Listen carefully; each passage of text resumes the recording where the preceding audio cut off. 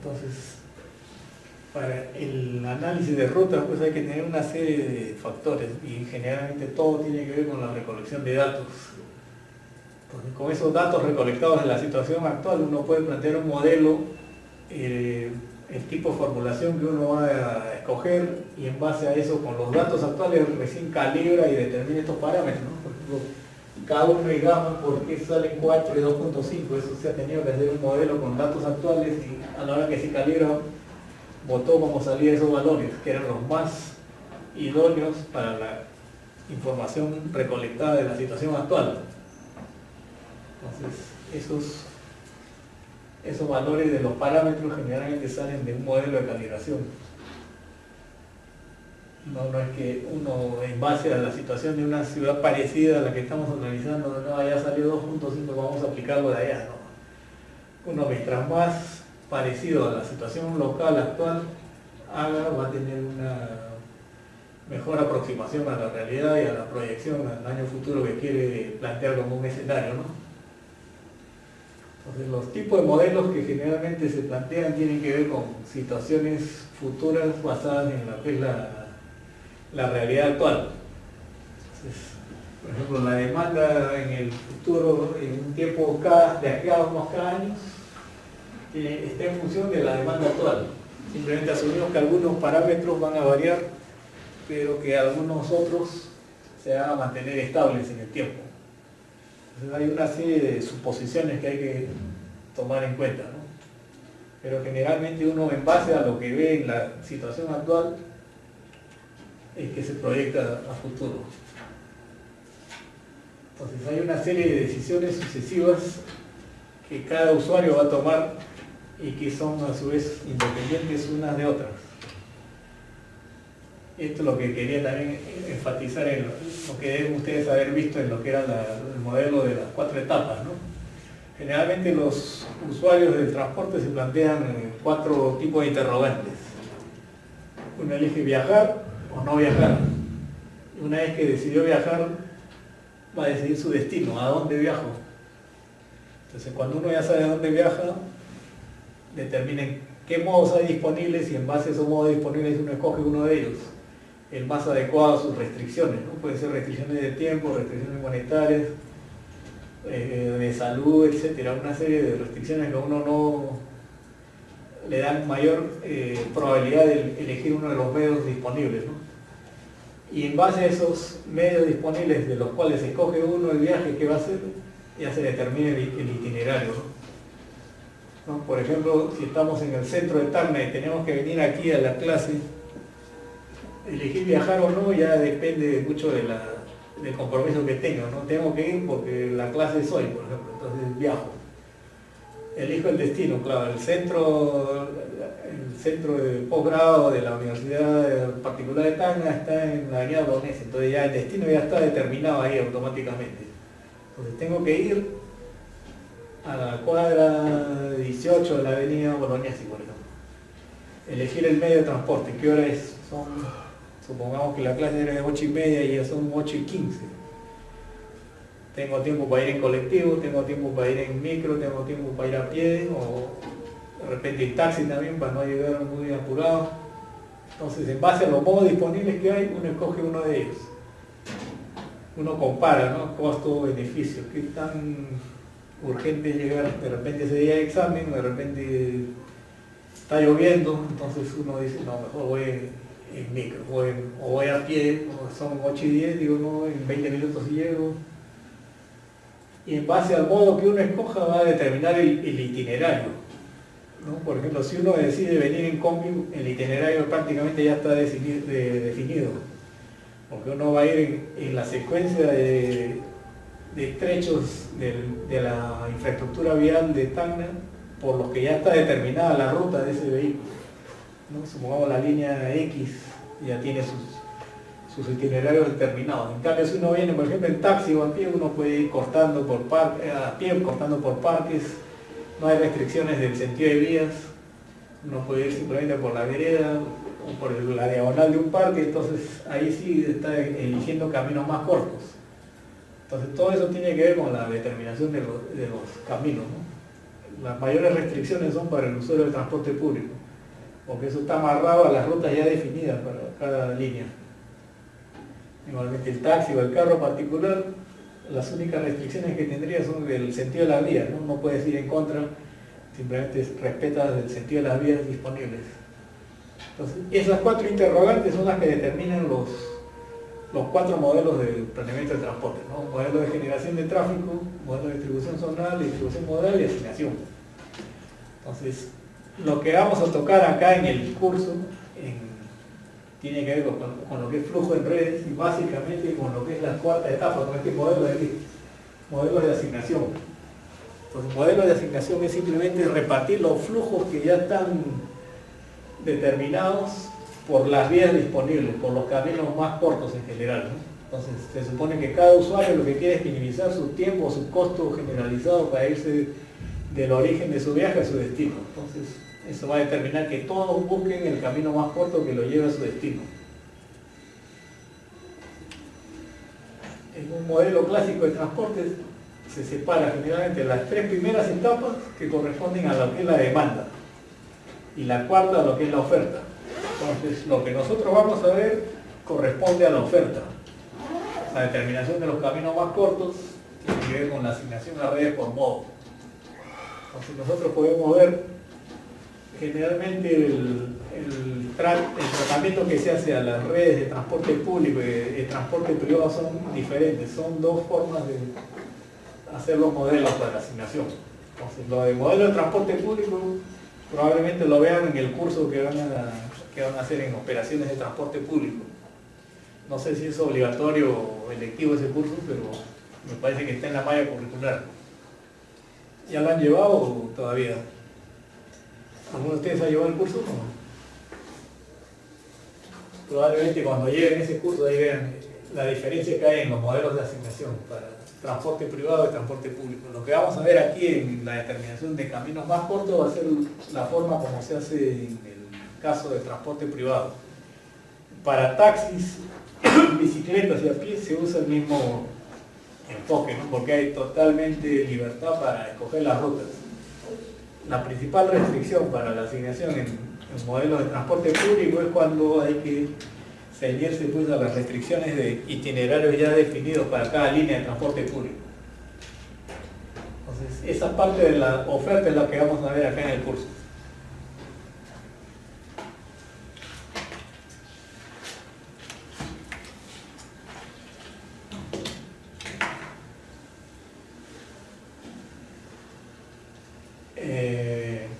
Entonces, son los 4 modelos que se reparten en el planeamiento de transporte, ¿no? Generación de tráfico, que es el de atracción y generación, generalmente se le asignan potenciales a las zonas de tráfico. Generalmente se hacen análisis de correlación con variables socioeconómicas. Esas variables socioeconómicas se trata de que sean las mejor correlacionadas, las que expliquen mejor esos potenciales factores de atracción y generación para cada zona. Luego, lo que es los modelos de distribución zonal es lo que va a determinar la matriz origen-destino, de dónde a dónde son las intenciones de viaje. Entonces, esas intenciones de viaje o líneas de deseo son las que van a originar las matrices OD, matrices origen-destino. A su vez, esa matriz origen-destino que vamos a encontrar la podemos repartir en una serie de submatrices que si la sumamos todas nos da la matriz total. Podemos encontrar una matriz OD para cada modo, por ejemplo una matriz para transporte público, otra para taxi, otra para vehículo particular, otra para transporte no motorizado, bicicleta por ejemplo, otra para mototaxi, otra para desplazamientos a pie. A la hora que se suman todas esas submatrices debe dar el total de viajes. Entonces, eso si es que lo hiciéramos repartiendo una matriz para cada modo, ¿no? Entonces habría que hacer un modelo para cada modo. Y a su vez, dependiendo de qué tan detallado se haya hecho el levantamiento de información, uno puede partir las matrices también por horas. Puede tener matrices hora punta mañana, hora punta tarde, hora punta mediodía y matrices valle. Entonces, con ese tipo de separación uno puede ver qué porcentaje del total de viajes del día representa el total de la matriz origen-destino en hora punta mañana, que es generalmente el que con mayor énfasis se estudia o se analiza, ¿no? Porque es el más fácil de pronosticar, porque son viajes previsibles, ¿no? Porque generalmente todas las personas van al colegio, al trabajo, a la universidad a la misma hora, todos los días, en días típicos. Entonces, un martes, un miércoles, un jueves, generalmente la gente hace viajes habituales y repetitivos y fácilmente previsibles, ¿no? Porque todos los días uno va al trabajo, todos los días los niños van al colegio, todos los días van, por lo general, los estudiantes de universidad a la misma universidad en el mismo horario. Por lo general digo, ¿no? Porque en la universidad no hay tanta restricción del horario de entrada como en el colegio, ¿no? Pero habitualmente se cumple.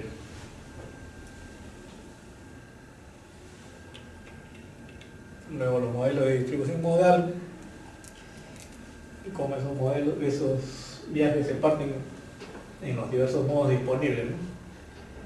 Y los modelos de asignación, que son los que van a determinar los itinerarios que cada uno de los viajeros va a escoger, ¿no? Entonces, ese tipo de modelo de asignación tiene que ver con lo que vamos a ver ahora en el tema. Eso es lo que vamos a ver más tarde. Entonces, el proceso estratégico de planeamiento, que tiene que ver con una serie de objetivos, una serie de consideraciones a tener en cuenta. Promoción de la integración de los medios de transporte, entonces hay que tratar de que los medios tengan una especie de plataformas de conexión para embarque y desembarque, de modo que uno pueda pasar de un modo a otro. Esa es una de las cosas que se ve, por ejemplo, en muchas ciudades en Europa, en otros continentes, en Japón, por ejemplo. Uno llega al aeropuerto y tiene conexión a través de un ómnibus que llaman el aerobús, que conecta del aeropuerto al centro de la ciudad. O generalmente hay estaciones de tren y de metro en el propio aeropuerto, entonces uno se baja del avión, recoge sus maletas y se embarca en un tren hacia el centro de la ciudad. No tiene esa especie de sensación de que la única opción que tiene cuando no tiene carro particular es tomar un taxi, y esos taxis, pues, el servicio generalmente es caro en los aeropuertos, ¿no? Entonces, uno de los objetivos que se tiene que plantear es la promoción de la integración de los medios de transporte, ¿no? Entonces, generalmente tiene que haber plataformas de embarque y desembarque que conecten los diversos modos disponibles, ¿no? Entonces, tiene que haber esas facilidades, ¿no? Para bajarse de un medio y conectar con otros. Otro tipo de consideraciones es la número 2, que es que todas las alternativas posibles deben haber sido consideradas, ¿no? Si es que hay metro y si es que hay tren en superficie, tienen que estar por lo menos conectados en alguna estación, de modo que uno pueda saltar de una línea a la otra, sin tener que salir del sistema. Es lo que se llama la integración física, ¿no? Entonces, y eso también tendría que ir amarrado a lo que es la integración tarifaria, ¿no? Entonces, uno paga un solo pasaje y puede cambiar de un modo al otro, ¿no? Con un solo pasaje puede usar tanto el tren como el ómnibus. Otro es identificar efectos y consecuencias. Entonces, claro, cada vez que uno toma medidas como si fuera uno del ente regulador, por ejemplo la municipalidad o el Ministerio de Transportes, tiene que ver, pues, qué tipo de situación origina esto y qué consecuencias va a tener, ¿no? A la hora que uno amplía un carril para un sentido, o por ejemplo colocar un carril reversible en horas punta de la mañana en un sentido y en horas punta de la tarde en el otro sentido, qué tipo de efectos y consecuencias puede tener, ¿no? De repente, pues, la gente que es peatonal y no está informada a tiempo puede estar sujeta a sufrir ciertos accidentes debido a que no está acostumbrada a que ese carril cambie de sentido de una hora a otra. Otro tipo de cosas es perfeccionar los instrumentos de análisis, ¿no? Entonces, cualquier modificación que se haga, uno tiene que tener facilidades para hacer el análisis de los cambios que se están proponiendo, ver de qué modo van a tener efecto en los usuarios. Además hay que saber reconocer incertidumbre, ¿no? Uno no tiene el 100% de certeza de que los cambios que uno propone se vayan a cumplir, o que vayan a tener los efectos que se están esperando, ¿no? Entonces siempre hay un cierto riesgo de que no se cumpla todo al 100%. Efectuar evaluaciones periódicas, esto también como una medida de ir corrigiendo rumbo, ¿no? Una vez que se plantean las modificaciones, uno tiene que estar midiendo qué tan cercano a lo que se había proyectado se está cumpliendo o no. Y otra cosa muy importante es el incentivo de la participación pública, ¿no? Porque son los propios usuarios a veces los que tienen mejor información y que pueden brindarla como una especie de feedback o retroalimentación para hacer mejoras al sistema. Ellos mismos pueden determinar qué rutas son las más utilizadas o cuáles son las que tienen poca frecuencia o en qué rutas no se cumplen a veces los itinerarios. Entonces, hacer una mejor fiscalización para que se cumplan o hacer modificaciones de modo que la demanda que se observa pueda ser satisfecha, ¿no? Descentralizar el proceso de toma de decisiones también, a veces está muy concentrado, aunque a veces ese tipo de situaciones se va al otro extremo, cuando hay demasiados entes que toman decisiones, ¿no? Por ejemplo, en Lima y Callao, que son una especie de zona conurbana, porque ya no hay una frontera pues, de tipo rural entre ambas, sino es una conexión totalmente urbana que uno no se da cuenta en qué momento pasó de Lima al Callao. Debería haber una sola entidad tomadora de decisiones. A veces Lima propone ciertos cambios que el Callao no acepta y entonces solo por dar la contra hace que ciertas rutas no sean, que debieron ser mejor manejadas. El Callao hace que frenen ese tipo de iniciativas, ¿no? Igualmente algunas rutas de transporte público hace unos 15 años más o menos, pues, que debían pertenecer a la jurisdicción de Lima, eran manejadas desde Huarachiquí. Entonces ese tipo de decisiones tiene que estar manejadas por una jurisdicción adecuada, ¿no?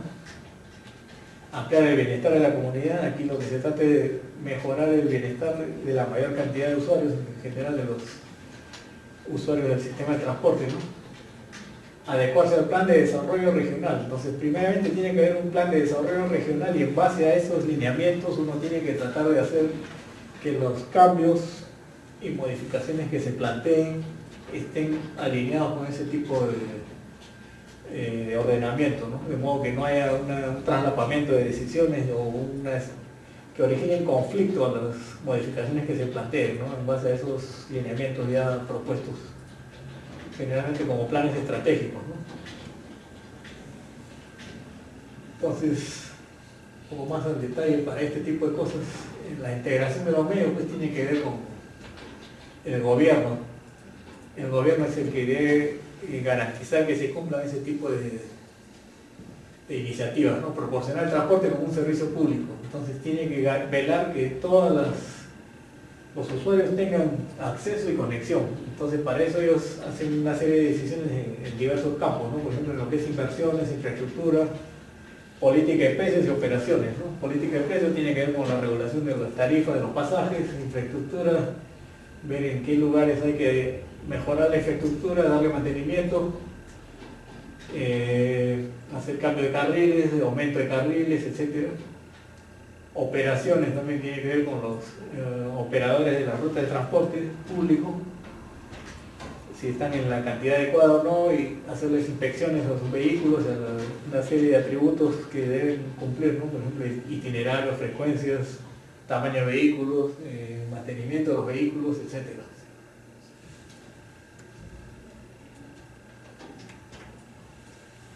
Alternativas posibles, hay que considerar todas. Entonces, todos los modos posibles, incluso los que se hayan aplicado en otras ciudades. De repente pues, en Bogotá están usando pues, fajas transportadoras o funiculares porque son ciudades con desniveles marcados. Hay que ver qué tipo de esas medidas se pueden aplicar en Lima, ¿no? O en Lima en general. Por ejemplo, para acceso al Cerro San Cristóbal se han planteado funiculares como una opción. O por ejemplo para Chorrillos, que está en 2 niveles, la playa y el distrito también. Medidas de prioridad para el transporte colectivo, carriles exclusivos, esto generalmente cuando se trata de vehículos de transporte de gran capacidad, como por ejemplo los articulados, biarticulados. Entonces el hecho de que desplacen a mayor cantidad de gente hace que se requiera pues vías amplias, sobre todo para lo que son radios de giro, y para garantizar que el desplazamiento sea en los tiempos mínimos proyectados, se necesita pues que haya carriles exclusivos, y eso hace que sea más atractivo el uso de este tipo de medios. Entonces mucha gente que vive en zonas de influencia de los paraderos de esas líneas comienza a dejar en el garaje su carro particular. Escalonamiento de horario de trabajo, eso también con el objetivo de reducir la congestión en horas concentradas, ¿no? Por ejemplo, hacer que no coincidan los ingresos en todos los colegios, ¿no? El horario, ¿no? Por ejemplo, ciertos colegios pueden entrar hasta las 7:30, otros a las 8, otros a las 8:30, de modo que toda la congestión se reparte un poco, ya no en una sola hora, sino de repente en 2 o 3 horas. Igualmente en los centros de trabajo. Entonces, hay trabajos en los que son 3 turnos seguidos, en los que no para la producción, entonces generalmente son horarios ya establecidos de 8 horas, ¿no? De 7 a 3 de la tarde, de 3 a 11 y de 11 a 7. Entonces, ese pequeño desfase de 1 hora hace que no coincida con los horarios de ingreso en otros trabajos, ¿no? Igualmente en ciertas oficinas los horarios de trabajo son hasta las 9 de la mañana, entonces hace que no todo esté concentrado en una única hora. Eso es lo que tiene que ver con el escalonamiento de horario de trabajo, ¿no? Igualmente, restricciones al transporte particular. Evitar que en determinadas horas tal vez el acceso al transporte particular a determinadas zonas de la ciudad sea restringido, ¿no? Esto generalmente se da en centros históricos de muchas ciudades en otros países en desarrollo, ¿no? Entonces uno ve que hay mucha interacción de peatón, ciclista y a veces tranvía, que son vehículos que transporte público pero que van a una menor velocidad. Entonces generalmente se trata de mantener una especie de sistema de prioridad. Primero el peatón, después el no motorizado, en este caso el ciclista, después el transporte público y por último el usuario del transporte particular. Entonces, con ese tipo de priorización, uno más o menos que ya trata de que haya una especie de incentivo a dejar el carro en el garaje, ¿no? Si puedes ir a pie, vas a pie. Si la distancia no es tan corta, saca tu bicicleta. Y si no puedes meter la bicicleta de repente en el tren, ándate en el tren o en el tranvía. Eso para distancias cortas, ¿no? Y si no hay un transporte colectivo que te deje alrededor de la zona a la que vas a ir como destino.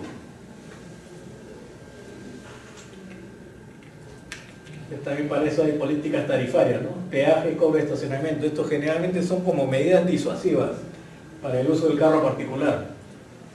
O sea, el hecho de tener que pagar peajes o pagar estacionamientos, a veces esos estacionamientos son generalmente rotativos, cada 2 horas te cobran y no son tan baratos, entonces eso desestimula el uso del auto particular, ¿no?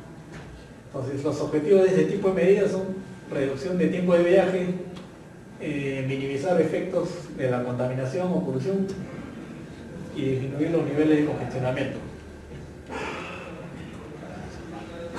Efectos y consecuencias, ¿no? Generalmente pues, los efectos y consecuencias uno los trata de medir como haciendo una especie de maqueta o plan piloto, ¿no? Vamos a hacer, por ejemplo, una prueba en un distrito. En San Borja, por ejemplo, se comenzó con el plan de bicicletas comunitarias, ¿no? Entonces todos los habitantes del distrito de San Borja tenían acceso a ese tipo de bicicletas. Entonces tenían una serie de normas, por ejemplo, podían usar la bicicleta dentro del distrito, pero primero debían demostrar que eran vecinos del distrito, con el DNI generalmente. Entonces una vez que están registrados en el sistema ya tienen acceso al sistema de transporte, ¿no? ¿Cuál era la principal restricción? Que era utilizar las bicicletas durante máximo 45 minutos. Entonces había una serie de estaciones en las que podían recoger la bicicleta y dejarla. No necesariamente en la misma estación en la que recogieron la bicicleta debían dejarla. Entonces la recogían en una y tenían 45 minutos para ir a su destino dentro del distrito. Entonces iban, llegaban a la estación más cercana a su destino y dejaban la bicicleta ahí. Hacían sus actividades por ahí, ¿no? De repente tenían que ir a hacer algún trámite, etc. Igual para regresar, ¿no? Iban a pie al estacionamiento más cercano en el que disponían de estas bicicletas y se acercaban a su destino, ¿no? Entonces esas medidas pioneras generalmente se tienen que hacer con un cierto resguardo para medir los efectos, ¿no? Entonces para eso lo que se proponen son generalmente planes pilotos, ¿no? Hay que determinar qué tipo de efectos van a tener, quiénes pueden ser los más afectados, ¿no? Entonces con el plan piloto uno ya ve pues, qué tan conveniente es o no hacer un efecto multiplicador de ese tipo de medidas, ¿no? De repente pues rindió buenos efectos, entonces ya se hace un efecto multiplicador. Y en ese plan piloto que se hizo en San Borja vamos a hacerlo en Surquillo, en Chorrillos, etc., ¿no? El perfeccionamiento de instrumentos de análisis. Aquí también tenemos que ver pues, que hay una especie de feedback para que las medidas que se van tomando puedan ser mejoradas sobre la marcha. Entonces para eso tiene que haber una serie de formas de evaluar qué tan bien están andando. Instrumentos técnicos para adecuarse a los principios de equilibrio de oferta y demanda, ¿no? Entonces siempre hay que tratar de que la demanda sea lo más cercana posible a la oferta, o perdón, la oferta lo más cercana a la demanda, de modo que no haya sobreoferta ni que tampoco haya déficit de oferta, ¿no? Entonces eso, tratar de buscar el equilibrio siempre. Instrumentos confiables para todo tipo de impacto resultante. Entonces tenemos que ver qué tipos de efectos van a haber y ver la mejor manera de medirlos. Eso nos va a dar confiabilidad en lo que es la previsión. Nos estamos adelantando lo que puede suceder, entonces en qué medida vamos a acertar en ese tipo de efectos, ¿no? Por ejemplo, medir los niveles de tráfico, de la contaminación, y eso en base a proyecciones, por ejemplo, del parque automotor. Reconocer incertidumbres. Claro, siempre hay riesgos de que uno no acierte al 100% lo que está proyectando, ¿no? Sobre todo a largo plazo, ¿no? A mediano plazo es menos riesgoso que haya ese tipo de desfase.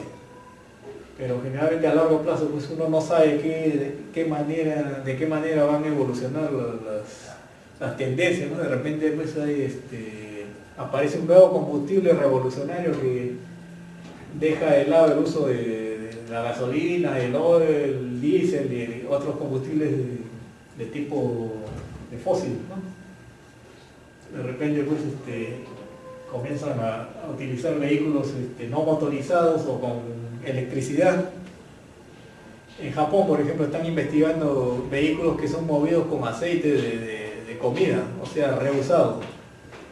Hay una comida que usa bastante aceite, que es en base a frituras, que es el tempura. Entonces, en Japón usan el tempura, preparan la comida y el aceite, en vez de desecharlo o reusarlo para más comida, lo usan como combustible para vehículos de locomoción. Entonces, de repente podríamos pues, tratar de ver la factibilidad de ese tipo de medidas acá en Perú, de repente pues, con el aceite de pollo a la brasa, ¿no? Que es una de las comidas más fáciles de aprovechar ese tipo de insumos, ¿no?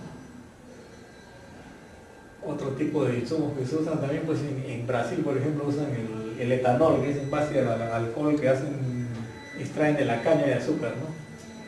Y en algunos otros sitios se están haciendo con aceite conseguido del maíz, pero ahí también pues hay ciertos riesgos de que las plantaciones extensas, en vez de dedicarse a la alimentación de la población, se dediquen más a la plantación con usos de finalidad para combustibles para vehículos, ¿no? Entonces ahí también hay un cierto riesgo de que se le dé un uso inadecuado, ¿no? O con otros móviles, ¿no?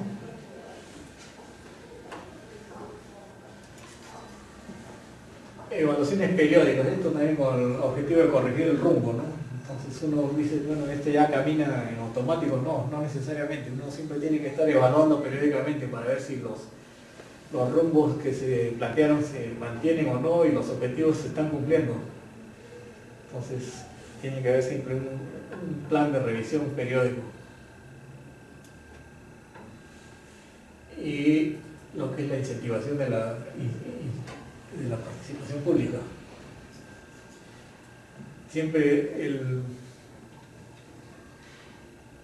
el propio usuario del sistema de transporte es quien puede darnos una información más real y actual de lo que está pasando, ¿no?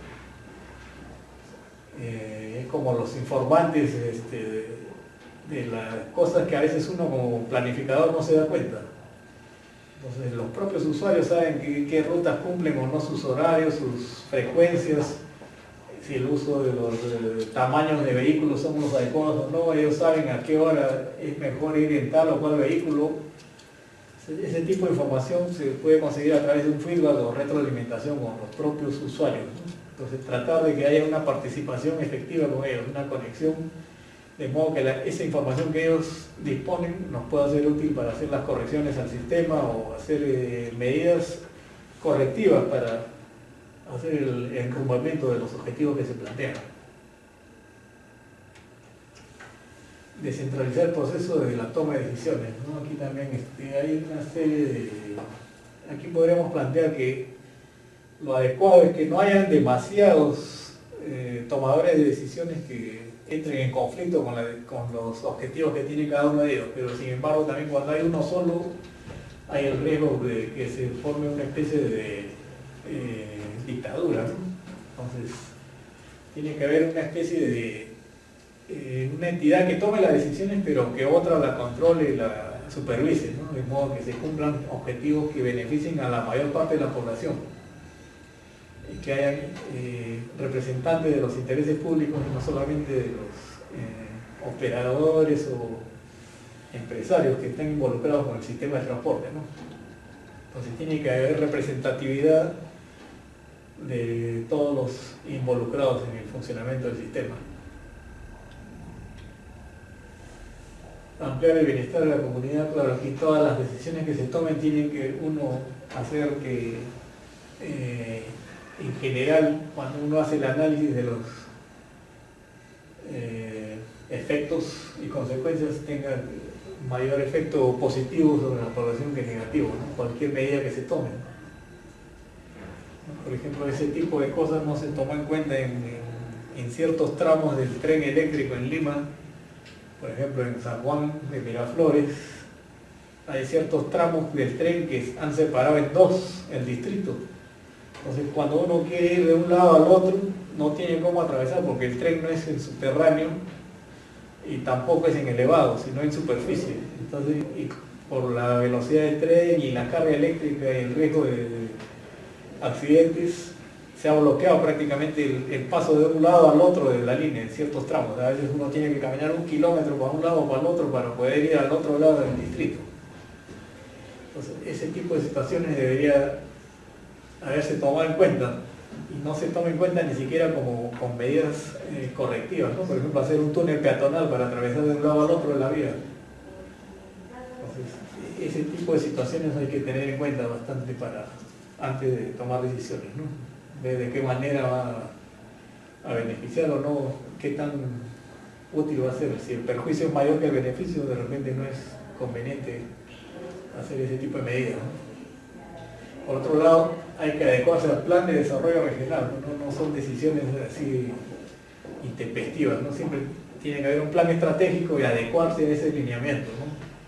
Pero para ese plan estratégico pues tiene que haber una entidad que tome en cuenta una serie de medidas a largo plazo y de modo que todos los cambios que se propongan a nivel táctico o operativo estén alineados con ese tipo de restricciones, ¿no?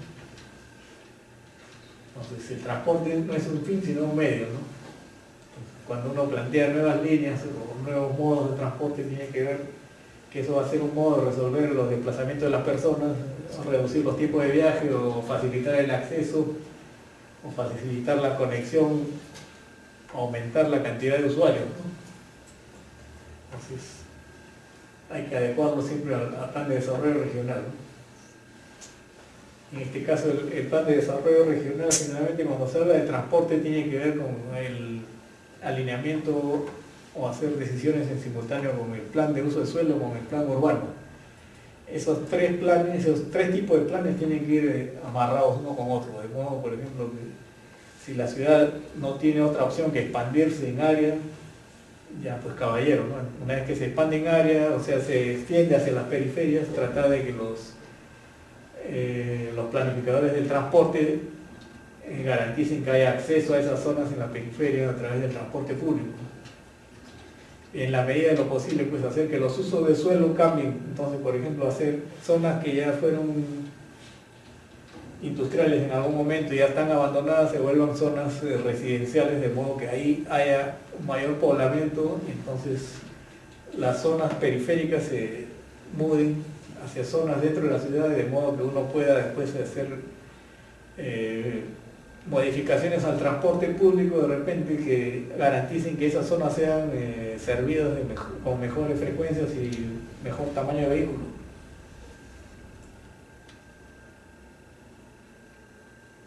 Entonces, el enfoque del sistema tiene que ver con el bienestar público, que no necesariamente es igual al bienestar individual, ¿no? Las decisiones que se toman a nivel personal no están necesariamente, no garantizan que todas esas decisiones lleguen a la misma situación de un bienestar público, ¿no? El bienestar público, generalmente el que toma la decisión es una sola entidad, en cambio el individual cada uno, ¿no? Cada uno escoge su ruta, yo de dónde a dónde tengo que ir, por dónde voy. Entonces todas esas decisiones personales entran en conflicto, por eso es que se dan los problemas de congestión. Lo ideal sería que cada una de esas decisiones individuales estén alineadas y se logre el óptimo del sistema con el óptimo del usuario, ¿no? Pero por lo general no se da. Entonces siempre buscar el máximo bienestar público y tener en cuenta algunas medidas de consideración social y ambiental, ¿no? ¿Cómo estamos de hora? 12:33. Seguimos, paramos. Tenemos una sesión en la tarde de 4 a 8.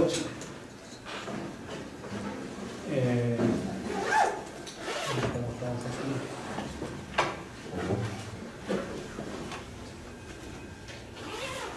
Estamos recién en la 56.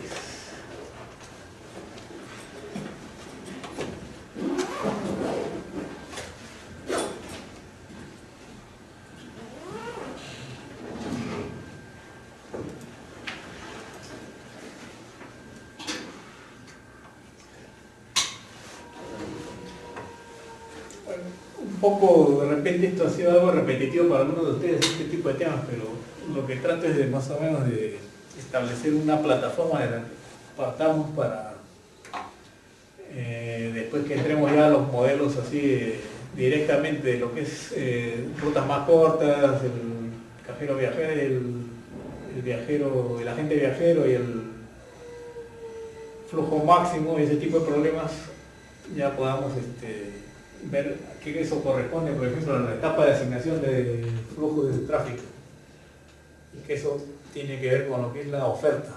Y en la oferta, pues, lo que trata es de equilibrar la demanda, ¿no? Se supone que la demanda en algún momento alguien la calculó, los planificadores en base a encuestas midieron, dijeron, bueno, la matriz de origen-destino que tenemos ahorita es esta, las intenciones de viaje son en esta matriz de origen-destino. Entonces, en base a esos datos que ya los recolectó alguien en algún momento, generalmente los planificadores, nosotros planteamos el sistema de rutas, los modos disponibles, y en base a lo que hay también podemos proyectar al futuro y decir, mira, aquí hay que plantear una ruta de tren rápido o hacer unas vías exclusivas para transporte masivo en un vehículo articulado de repente, ¿no? Entonces, ese tipo de situaciones nos sirven como para establecer las bases de las que vamos a partir. ¿Tienen alguna inquietud? ¿Alguna pregunta?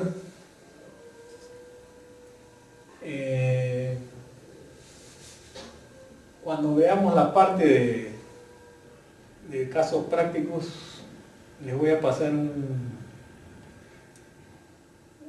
como un paquete de herramientas que están hechas en Excel.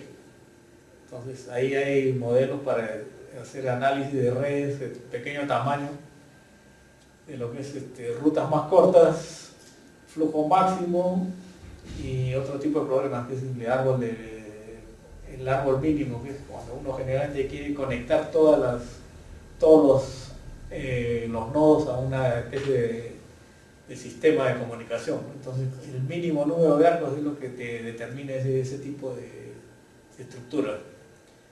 ¿Para qué tipo de problemas sirve eso? Bueno, generalmente se pueden utilizar para conexiones de repente a celulares. Entonces, con un mínimo número de estaciones de antenas repetidoras uno garantiza que todo esté conectado, ¿no? Como una red.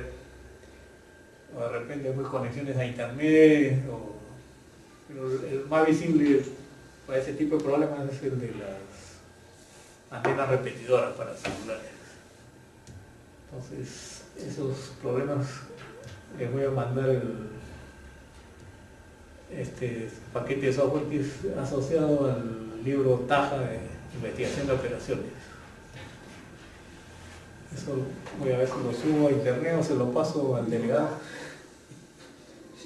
y ahí él lo reparte, ¿no? Entonces volveríamos a las 4, ¿no? A las 4 es, ¿sí?